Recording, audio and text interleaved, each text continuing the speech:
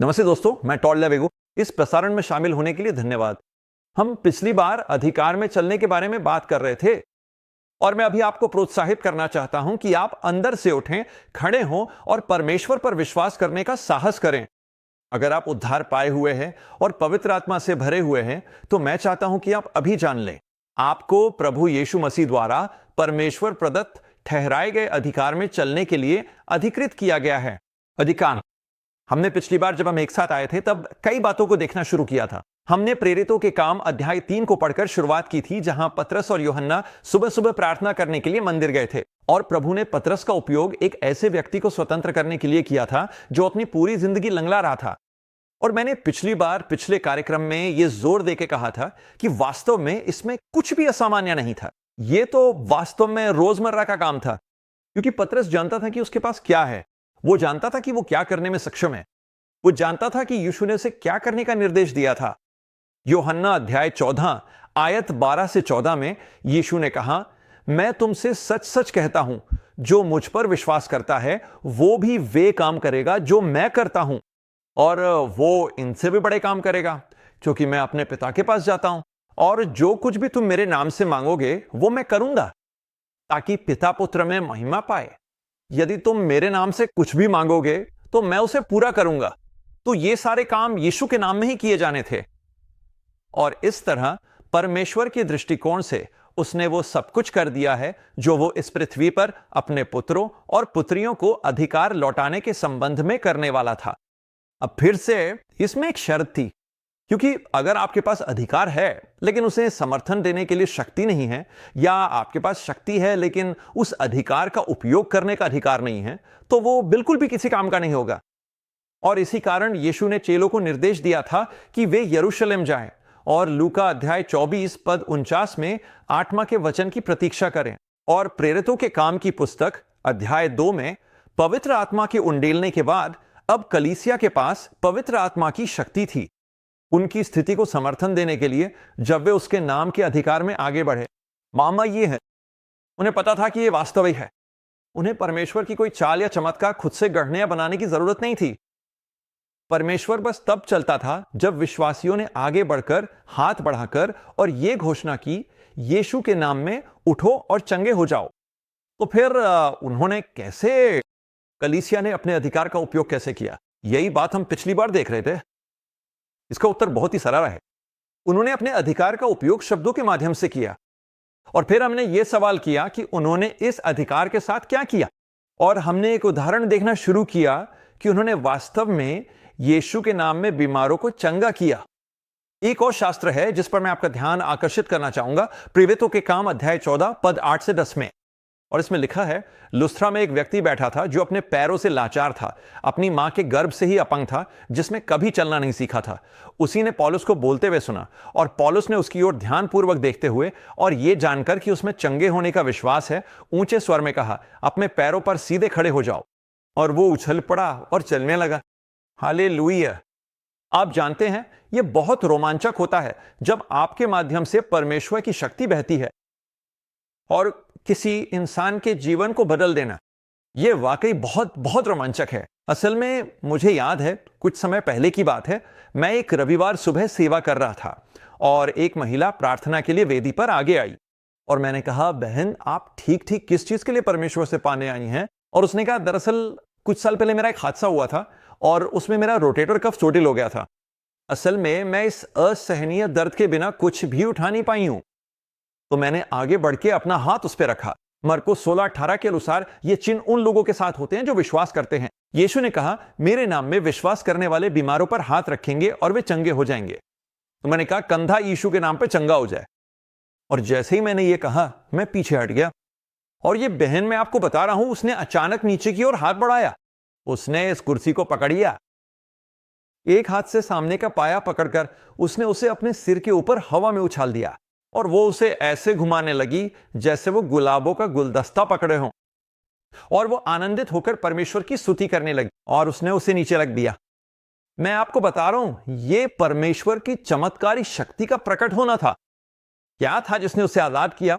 तो सबसे पहली बात वो उसका विश्वास था, और दूसरी बात वो थी यीशु के नाम में निहित अधिकार।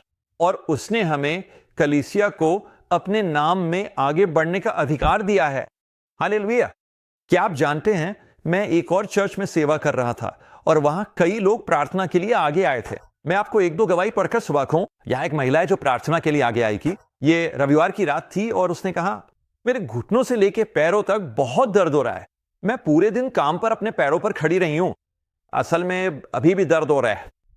और यीशु के नाम में प्रार्थना के बाद उसने गवाही दी कि उसके पैरों में अब कोई दर्द नहीं है और सारा दर्द पूरी तरह से गायब हो गया है। यहां एक और महिला जिसे मैंने सेवा दी थी, उसने कहा कि उसे कई तरह की समस्याएं थीं, आंतों से जुड़ी, और साथ ही उसके कंधे में दर्द था जो पूरे हाथ तक जा रहा था। मैंने यीशु के नाम में उस पर हाथ रखा और उस दर्द पे अधिकार लिया, और प्रार्थना के बाद उसने गवाही दी कि उसका सारा दर्द चला गया। यहां एक और महिला है जिसने कहा कि उसका एक कान सुनने से इंकार कर रहा है। उसने कहा कि उसे 6-7 साल पहले एक दांत के कारण कुछ नसों को नुकसान हुआ था और यह समस्या लगातार बढ़ती जा रही थी। खैर, उसने समय निकाला और वास्तव में मुझे यह गवाही लिखकर भेजी, और ये इस तरह है। उसने कहा, जनवरी में इस साल आपने मेरे बाएं कान में जोर से चिल्लाकर उसे खोलने के लिए कहा था, क्योंकि मैं कई वर्षों से उस कान से ठीक से सुन नहीं पा रही थी। अब मैं उस बाएं कान से पूरी तरह सुन सकती हूं। आपकी सेवा के लिए परमेश्वर की स्तुति, आपकी आज्ञाकारिता और उसकी सेवा करने के लिए धन्यवाद। मैंने इसे कई बार परखा है, खासकर दूरी से सुनने में और भीड़ में, जब मैं मेज पर किसी व्यक्ति की बातचीत सुन सकती हूं। यह सचमुच एक आशीर्वाद है। हालेलुया। यहां एक और महीना, उसने कहा कि उसके घुटने में दर्द था जो पूरे दिन उसे परेशान कर रहा था, लेकिन प्रार्थना के बाद सारा दर्द और असुविधा चली गई। सारी महिमा परमेश्वर को भले। तो मैं आपको प्रोत्साहित करना चाहता हूं कि एक विश्वासी होने के नाते भी हम यीशु के नाम में आगे बढ़ सकते हैं और बीमारों की सेवा कर सकते हैं। तो आरंभिक कलीसिया ने और क्या किया? बीमारों की सेवा करने के अलावा जब वे अपने अधिकार में चलते थे, उन्होंने मरे हुओं को भी जिलाया। प्रेरितों के काम की पुस्तक में अध्याय 9 पद 36 से 41 तक शास्त्र हमें यह बताता है। अब याफा में तबिता नाम की एक शिष्या थी, जिसे अनुवाद में डॉर्कस भी कहा जाता है। यह स्त्री अच्छे कामों और दान के कार्यों से भरी हुई थी जो वो किया करती थी। और उन दिनों ऐसा हुआ कि वो बीमार पड़ी और मर गई। जब उन्होंने उसे धो लिया तो उसे ऊपर के कमरे में रख दिया, जो कि लुदिया पास ही था, याफा में। और चेलों ने सुना कि पतरस वहां है, इसलिए उन्होंने उसके पास 2 आदमी भेजे और उससे विनती की कि भी उनके पास आने में देर न करे। तब पतरस उठ के उनके साथ गया, और जब वो पहुंचा तो वे उसे ऊपर के कमरे में ले गए। और सभी विधवाएं उसके पास खड़ी होकर रो रही थी, और वे कोट और वस्त्र दिखा रही थी जो डोरकस ने उनके साथ रहते हुए बनाए थे। लेकिन पतरस ने सबको बाहर कर दिया और वो घुटनों के बल बैठकर प्रार्थना करने लगा। फिर उसने शव की ओर मुड़कर कहा, तबीथा उठो। और उसने अपनी आंखें खोली, और जब उसने पतरस को देखा तो वो बैठ गई। और उसने उसका हाथ पकड़कर उसे उठाया, और जब उसने संतों और विधवाओं को बुलाया तो उसने उन्हें उसे जीवित दिखाया। हालेलुया। क्या आप ये सुन रहे हैं? आपको यीशु के नाम में मृतकों को जिलाने, बीमारों को चंगा करने और दुष्टात्माओं को निकालने का अधिकार दिया गया है। प्रेरितों के काम की पुस्तक में अध्याय 16 पद 18 में यह लिखा है। ऐसा हुआ कि जब हम प्रार्थना करने जा रहे थे, वहां एक युवती थी जिसमें भविष्यवाणी की आत्मा थी। वो हमसे मिली और अपने मालिकों के लिए ज्योतिष द्वारा बहुत धन कमाती थी। बता दी कि वो युवती पौलुस और हमारे पीछे पीछे चलती रही और चिल्लाकर कहती थी, ये लोग परम प्रधान परमेश्वर के सेवक हैं जो हमें उद्धार का मार्ग दिखाते हैं। और वो कई दिनों तक ऐसा ही करती रही। लेकिन पौलुस दुखी होकर मुड़ा और उस आत्मा से कहा, मैं तुझे यीशु मसीह के नाम में आज्ञा देता हूं कि उससे बाहर निकल जा।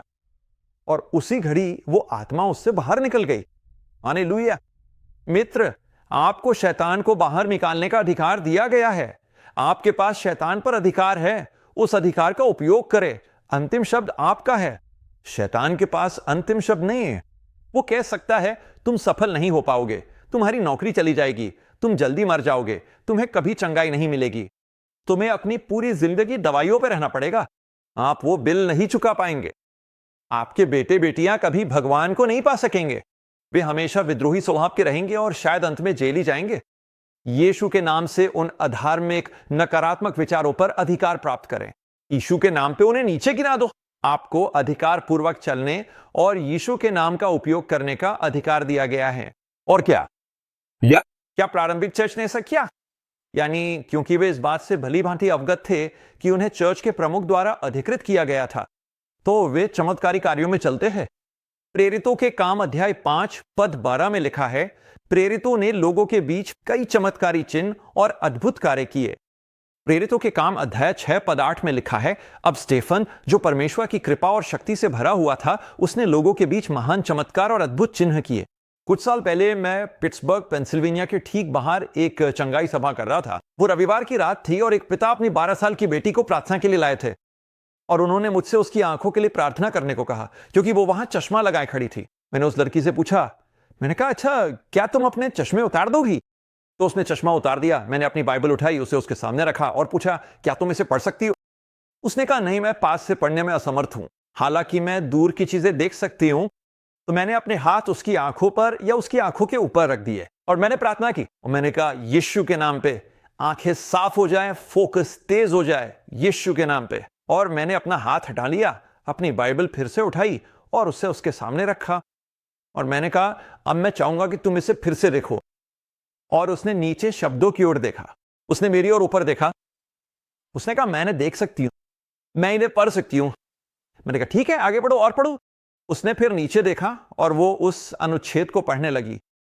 मैं आपको सच बता रहा हूं, परमेश्वर को महिमा मिले, हमें बीमारों की सेवा करने, उन्हें चंगा करने और यीशु के नाम पर चमत्कार करने का अधिकार दिया गया है। प्रेरितों के काम अध्याय 14 पद 3 में लिखा है, बहुत समय तक इसलिए वे प्रभु में निडरता से बोलते हुए वहीं रहे, जिसने उसकी कृपा के वचन की गवाही दी, और उनके हाथों से इसके चमत्कार और अद्भुत कार्य करने की शक्ति प्रदान करें। हालेलुया। मित्र, तुम बीमारों को ठीक नहीं कर सकते, मुर्दों को जीवित नहीं कर सकते, दुष्ट आत्माओं को नहीं निकाल सकते और चमत्कार नहीं कर सकते। शक्ति और उस शक्ति का उपयोग करने के अधिकार के बिना, जिसे वैसे तो प्राधिकार कहा जाता है, मुझे विश्वास है कि जब हम यह समझ जाते हैं कि हमें कलीसिया के सिर प्रभु यीशु मसीह द्वारा अधिकृत किया गया है, और जब हम ये पहचान लेते हैं कि हमारे पास क्या है और उसका उपयोग करना शुरू कर देते हैं, तो हमारे संघर्ष, कमी, बीमारी, रोग, निराशा और अवसाद के दिन समाप्त हो जाते हैं। देखो, शैतान अच्छी तरह जानता है कि मसीह में तुम कौन हो। वो जानता है कि तुम उस अधिकार के साथ क्या कर सकते हो, और यही कारण है कि वो कलीसिया को रोकने के लिए अतिरिक्त प्रयास करता है, अज्ञानी बनाए रखने की कोशिश करता है। और इसलिए पवित्र आत्मा ने होशिया के माध्यम से अध्याय 4 पद 6 में कहा, मेरे लोग ज्ञान के अभाव में नष्ट हो जाते हैं। मित्र, हमें अंधकार से बाहर आना है और प्रकाश में आना है।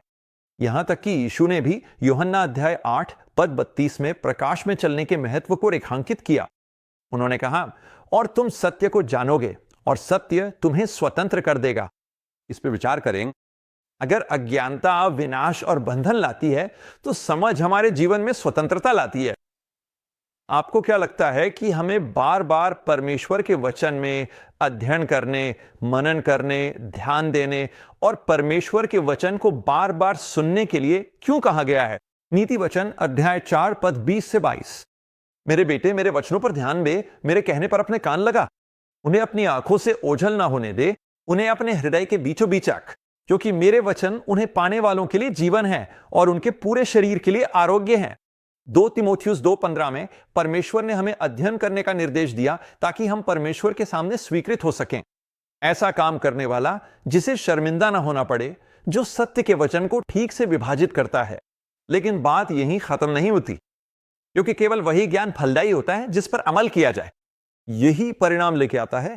अगर मैं अपनी कार को गैस स्टेशन तक लाते लाते ही पेट्रोल खत्म कर बैठूं, तो मेरे पास यह ज्ञान और समझ हो सकती है कि मुझे बस उस नोजल तक पहुंचना है और अपनी टंकी भरनी है।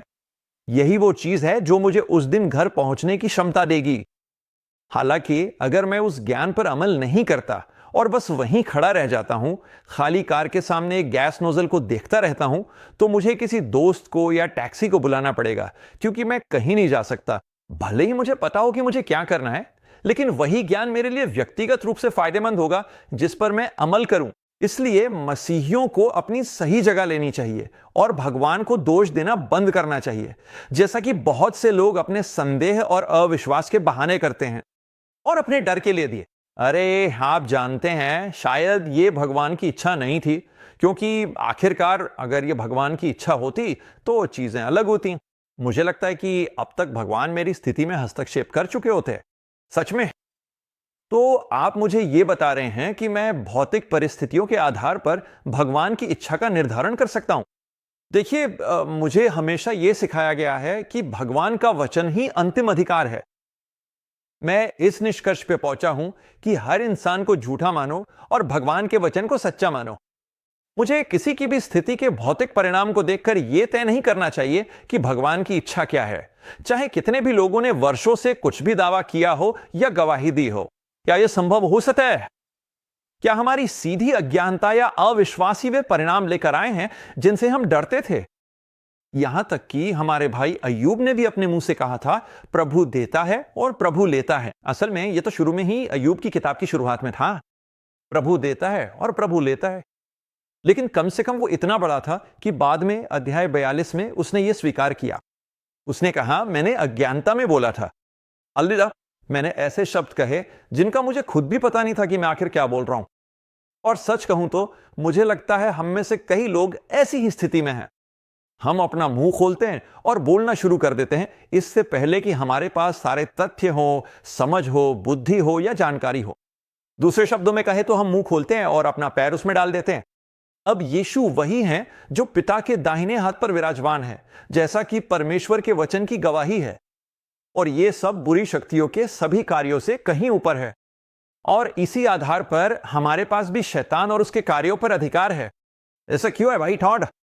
क्योंकि इफिसियों की पुस्तक के पहले और दूसरे अध्याय में लिखा है कि हम भी वहीं उसके साथ हैं क्योंकि हम मसीह में हैं। इन आयतों को सुनिए। इफिसियों पहला अध्याय 20वीं से 23वीं आयत। यहां लिखा है, जो उसने मसीह में किया जब उसने उसे मरे हुओं में से जिलाया और स्वर्गीय स्थानों में अपने दाहिने हाथ पर बैठाया, हर एक प्रधानता, अधिकार, शक्ति और प्रभुत्व और हर एक नाम से, जो केवल इस संसार में ही नहीं पर आने वाले संसार में भी लिया जाता है, बहुत ऊपर। और उसने सब कुछ उसके पैरों के नीचे कर दिया और उसे कलीसिया का सिर ठहराया, जो उसकी देह है, उसकी पूर्णता है, जो सब में सब कुछ भर देता है। सब में। अगर आप अध्याय 2 में आगे बढ़ें, लगभग चौथे, 5वें और 6ठे पद के आसपास, तो वहां बताया गया है कि हमें भी उठाया गया है और मसीह यीशु में स्वर्गीय स्थानों में उसके साथ बैठाया गया है। इसका क्या मतलब है भाई और बहन? इसका मतलब यह है कि यदि सब कुछ यीशु के पैरों के नीचे है, तो सब कुछ आपके पैरों के नीचे भी है। बीमारी और रोग, निराशा, कमी, डर, कर्ज, कैंसर, गठिया, ये सब आपके पैरों के नीचे हैं, क्योंकि ये सब उसके पैरों के नीचे हैं और आप मसीह की देह का हिस्सा हैं। अब पहले की बात पे लौटते हुए, पिछली बार जब हम साथ थे तो मैंने एक घटना साझा करनी शुरू की थी जो भाई केनेथ हेगिन ने मुझसे और छात्र समुदाय से साझा की थी। यह बात 80 के दशक की शुरुआत की है, जब मैं रेमा बाइबल ट्रेनिंग सेंटर में पढ़ रहा था, जो ब्रोकन एरो, ओक्लाहोमा में स्थित है। और उन्होंने कहा, एक दिन जब वे प्रभु के सामने खड़े थे तो यीशु आए और उन्हें दर्शन दिए, फिर उनसे बातें करने लगे। अचानक वो राक्षसी प्राणी उन दोनों के बीच कूद पड़ा और जोर जोर से शोर मचाने लगा, या कहती या क्या, क्या कहती या क्या। भाई हेगिन ने कहा, मैं यीशु की बातें सुन नहीं पा रहा था और मैं वहीं खड़ा रहा और सोचने लगा, क्या भगवान को यह नहीं पता कि मैं उनकी बातें समझ नहीं पा रहा हूं? क्योंकि ये राक्षस इतना शोर मचा रहा है, भगवान कुछ क्यों नहीं करते? आखिरकार उन्होंने उस राक्षसी प्राणी की ओर देखा और उससे कहा, यीशु के नाम पर यहां से निकल जाओ। और वो राक्षसी प्राणी भाग गया। उन्होंने भगवान की ओर देखा और कहा, यीशु आपने कुछ क्यों नहीं किया? क्या आपको समझ नहीं आया कि मैं आपकी कोई भी बात सुन नहीं पा रहा था? भगवान ने उनकी ओर देखा और कहा, मैंने कुछ नहीं किया क्योंकि मैं कर नहीं सकता था। भाई हेगिन ने कहा, माफ कीजिए प्रभु, मैंने आपको गलत समझा। आपने कहा था कि आपने कुछ नहीं किया क्योंकि आप करना नहीं चाहते थे। और प्रभु ने कहा, नहीं, मैंने कुछ नहीं किया क्योंकि मैं कर नहीं सकता था। भाई हेगिन ने कहा, प्रभु मुझे आपकी बात सुनने में कठिनाई हो रही है। एक मिनट रुकिए, आपने कहा कि आप कुछ नहीं कर सकते थे। आपने कुछ नहीं किया क्योंकि आप करना नहीं चाहते थे, सही है? नहीं, कर नहीं सकते थे। और यीशु ने उनकी ओर बहुत सख्ती और दृढ़ता से देखा और कहा, नहीं, मैंने कुछ नहीं किया क्योंकि मैं कर नहीं सकता था। ऐसा नहीं कि मैं करना नहीं चाहता था, मैंने कहा जी मैं कर नहीं सकता था। और भाई हेगिन ने कहा, प्रभु मैं आपकी इस गवाही को केवल आपके वचन के आधार पर ही स्वीकार कर सकता हूं। आपको मुझे कम से कम 3 शास्त्र देने होंगे जो इसे प्रमाणित करें। यीशु ने मुस्कुराते हुए उनसे कहा, अच्छा, मैं एक कदम और आगे बढ़ता हूं। उन्होंने कहा, मैं तुम्हें 4 देगा। और फिर उन्होंने उन्हें यह शास्त्र दिए। मत्ती अध्याय 28 हमने पहले देखा था, जहां यीशु ने कहा, स्वर्ग और पृथ्वी पर सारा अधिकार मुझे दिया गया है, इसलिए तुम जाओ। यीशु को अधिकार दिया गया था, उन्हें स्वर्ग और पृथ्वी पे सारा अधिकार दिया गया था और फिर अपने पुनरुत्थान के बाद उन्होंने तुरंत ही यह अधिकार कलीसिया को सौंप दिया। मरकुस का सुसमाचार अध्याय 16 अगर आपको याद हो, यीशु ने कहा था, ये चिन्ह उन लोगों के साथ होंगे जो मेरे नाम पर विश्वास करते हैं। वे यानी विश्वास करने वाले दुष्ट आत्माओं को बाहर निकालेंगे। तो यह दूसरी संदर्भ है जो उन्होंने दिया। अगर आप शैतान को बाहर निकालने जा रहे हैं तो जाहिर है आपके पास ऐसा करने का अधिकार होना चाहिए, वरना शैतान आपकी बात क्यों मानेगा। अगला पद जो उन्होंने दिया वो था याकूब अध्याय 4 पद 7, अपने आप को परमेश्वर के अधीन करो, फिर शैतान का विरोध करो और वो तुमसे भाग जाएगा। अगर यह पद सच नहीं होता तो ये यहां होता ही नहीं। दूसरे शब्दों में, अगर मेरे पास उसे रोकने का अधिकार नहीं होता तो शैतान मुझसे क्यों भागता। इसका कारण यह है कि यीशु के नाम में तुम्हारे पास उसे रोकने का अधिकार है। और चौथा पद जो प्रभु ने उन्हें दिया वो मिलता है पहला पतरस अध्याय 5 और पद 8 में। इसमें लिखा है, संयमित रहो और जागरूक रहो, क्योंकि तुम्हारा विरोधी शैतान गरजते हुए सिंह की तरह घूमता है, यह देखता है कि किसे निगल जाए। उसका विश्वास में डटकर विरोध करो। वो तुम हो, तुम्हें विश्वास में डटे रहकर उसका विरोध करना है। तो स्पष्ट है कि हमें शैतान पर अधिकार दिया गया है, क्योंकि हमें उसका विरोध करने के लिए कहा गया है। आखिरकार अगर हमारे पास शैतान पर कोई अधिकार नहीं होता तो हमें परमेश्वर के वचन में यहां 4 बार बार बार क्यों निर्देश दिया जाता कि हम इस अधिकार में चलें और शैतान का विरोध करें। शुरुआत ली। दूसरे शब्दों में, अगर उसे हमारी बात नहीं माननी होती तो हमारे उसके खिलाफ खड़े होने का कोई मतलब ही नहीं होता। जब यीशु पृथ्वी पर थे तब उन्होंने कुछ साहसिक बातें कहीं जिनसे उनके अनुयायियों को उनके नाम में आगे बढ़ने की शक्ति मिली। लूका अध्याय 10 पद 19, देखो मैं तुम्हें अधिकार देता हूं सांपों और बिच्छुओं पर और शत्रु की सारी शक्ति पर पैर रखने का, और किसी भी तरह से कोई भी चीज तुम्हें नुकसान नहीं पहुंचा सकेगी। मित्र, खुशखबरी यह है, तुम्हारे पास शत्रु पर अधिकार है, तुम्हारे पास उस अधिकार को प्रयोग करने की शक्ति है। अगर तुम्हारे पास यह नहीं होता तो तुम उसे बाहर नहीं निकाल सकते थे। मैं आपको अभी प्रोत्साहित करना चाहता हूं कि आप उठें और उस अधिकार में चलें जो आपको दिया गया है। यीशु के द्वारा शैतान के लिए दरवाजा बंद कर दें और उसे बाहर ही रखें। आप निश्चिंत रहिए कि वो जरूर कोशिश करेगा कि किसी तरह आपकी जिंदगी में वापस आने का कोई रास्ता, कोई पिछला दरवाजा ढूंढे। लेकिन अगर वो आपकी जिंदगी में पिछला दरवाजा ढूंढ भी रहा है, तब भी जब वो अपना भद्दा सिर उठाए तो आप उसका विरोध कर सकते हैं। अगर आप दुश्मन को अभी कुछ ऐसा दे देते हैं जिससे वो आपके या आपके परिवार के खिलाफ काम कर सके, तो याद रखिए वो उसी चीज को लेकर पूरी कोशिश करेगा कि जितना ज्यादा नुकसान पहुंचा सके पहुंचा दे।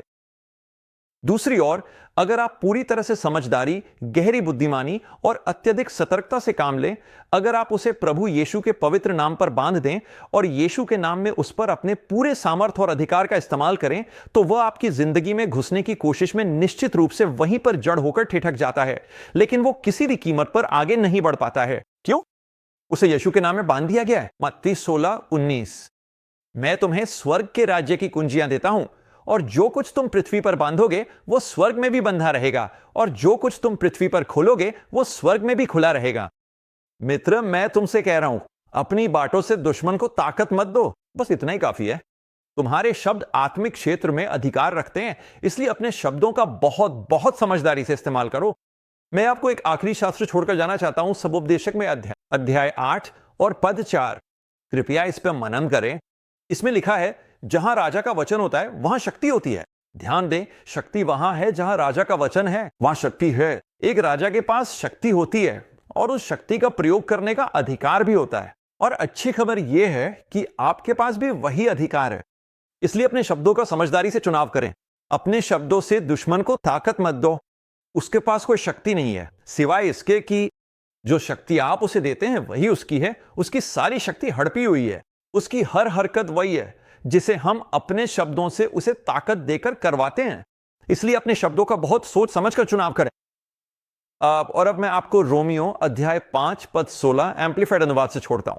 और कहीं अधिक निश्चित रूप से वे लोग जो परमेश्वर की प्रचुर अनुग्रह, अयोग्य कृपा और धार्मिकता का मुफ्त उपहार प्राप्त करते हैं, उन्हें सही स्थिति में रखते हैं। अपने साथ सही संबंध में वे जीवन में राजाओं की तरह राज्य करेंगे, एक ही व्यक्ति यीशु मसीह, मसीहा, अभिषिक्त के द्वारा।